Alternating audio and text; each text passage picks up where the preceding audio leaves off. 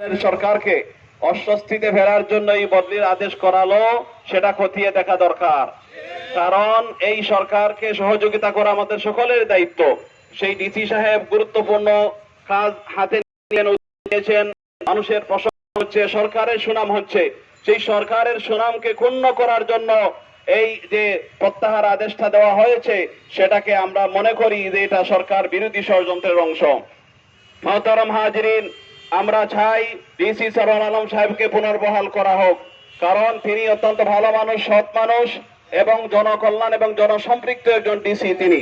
এবং আরো যে ব্যাপারটা হচ্ছে, দরগা শাহজালাল মাজারের যে উদ্যোগটা তিনি নিয়েছেন, যে তিনি একটা সিন্ডিকেট ভেঙে দিয়েছেন, সেই উদ্যোগকে যাতে বাধাগ্রস্ত করা হয় সেই জন্য এই প্রত্যাহারের আদেশ করা হয়েছে। আমরা এখান থেকে সুস্পষ্টভাবে ঘোষণা দিতে চাই, ডিসি সরওয়ার আলম সাহেবকে সিলেট থাকুন বা না থাকুন, আমরা তো চেয়েছিলাম যে ওনার মেয়াদ শেষ হওয়ার পরে আরো অতিরিক্ত মেয়াদে ওনাকে রাখা হবে, কিন্তু কার ইশারায় কার ইন্ধনে এই কাজটা করা হলো আমরা জানতে চাই।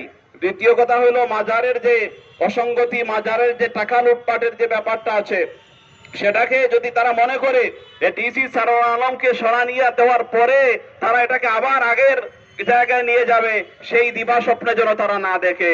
আমরা যেভাবে হোক এই দরগা মাজারের যে টাকাগুলো জনগণের আমানত, এগুলো জনগণ যাতে পায়, গরিব গুরাবা যাতে পায়, এই সিন্ডিকেটের পকেটে যাতে না ঢুকে, সেই ব্যাপারে আমরা সবাই সজাগ থাকবো, সচেতন থাকবো। আল্লাহ তাআলা তৌফিক দান করুন। আসসালামু আলাইকুম ওয়া রাহমাতুল্লাহ। সংগ্রামী